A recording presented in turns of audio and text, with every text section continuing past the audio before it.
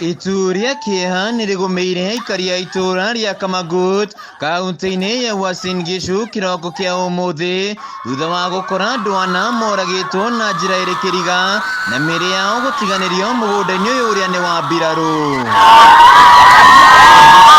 Kuringana na ikari anaya maraigirite mugunda-ini uyu mathaini ma hwaini muthenya wa ira niguo kungania mbembe iria itigarite thutha wa kugethwo. Leo tumeamkia mambo ya kushangaza kwamba tumepoteza vijana wetu ama watoto wetu karibu 4 5 na wengine wako hospitali. Na yote ni kwa sababu ya hii kampuni ambayo inaitwa Kenya Ordnance Factories. Hii ambayo iko hapa hivi. Kampuni hii imekuwa na mzigo kwetu sana. Ng'ombe zinashikwa, unasikia kuna fine ya shilingi 2,000 kila ng'ombe, kondoo zikienda huko ndani zinapotea, wamama wanapigwa, watoto wanapigwa, kuna wengine wanavunjwa miguu. Maaskari ya kofu na hii farm card ndio wanaua watu. Sijui sheria iko wapi hii ya kuua watu, na sheria iko kotini. Ukichika mtu unaenda police station na unachukuliwa inaenda police station. Hao watoto vile waliwawa kwa sababu ya marokoto, yani ya mahindi yenye mashini ilikuwa imepitia. These people are hustlers. Sasa wenye walikufa ni mwenye hajaoa, mwenye alikufa ni mwenye ako na mtoto mmoja aliwacha pipi yake. Kwa hivyo serikali mlisema mtasaidia hustlers. Sasa nikusaidia hustlers ni kuua chamani.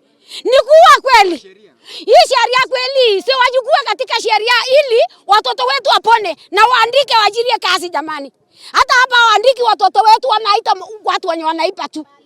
Wawezi waandika watoto wetu kazi lakini wana time tu kuua. This is bad. Benjamin Lagat na ithe wa umwe wa Nakiayana akiuga ndumiri ya kuragwo kwa murio imutigite na kimako na thutha wa gwikinya mugunda-ini uyu makorire miri yao igitwo kundu gutiganite mugunda-ini uyu. Ni usuni na ni uchungu kusema kwamba hiwe mwisho kwa sababu tumepoteza vijana, na hii si mara ya kwanza, imefanyika mara kwa mara. Are we on a failed state? Is it that Kenya is run by military? Are we run by the laws governing the military? Hii maafa imetushangaza kwa maana tumekaa kwa hii shamba lakini miaka yote tumekaa kwa usalama. Lakini hii mwaka tu ndio ametuletea maafa. Munini wa kamanda wa borithi mwena wa Tarbo Charles Giha ni ahithoriti ati anakiagiana marahonia nguraro njũru thibitari-ini thutha wa gũtũngio bara na gũtigwo marĩ hatĩka-inĩ. Asubuhi ilikuwa imesemekana kwamba ni watu 7. Kati ya watu 7, 4 walikuwa katika hali ya mahututi na 3 tayari walikuwa wameaga. Maafitha mbiraru, maafitha borithi hamwe na maafitha DCI unyitanĩire na ikari matinda magithiũrũka mugunda-ini uyu niguo kurora kana kuri na mĩrĩ makiria iria itiganĩirie mugunda-ini uyu. Asala mtusaidie, mlisema mnasaidia asala lakini mnaua.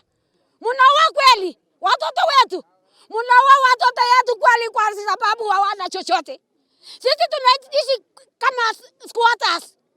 Ruto, utusikie penye uko baba. Ruto wetu utusikie kwa sababu wewe uko karibu na sisi. Atongoria itura-ini riri ni makuruhanĩtie njũragano ĩno na ũthũria ũkoretwo ho gatagatĩ ka mbirarũ na ikari. Handũ-inĩ ha Kameme TV, njĩtagwo Wainaina wa Kĩarie.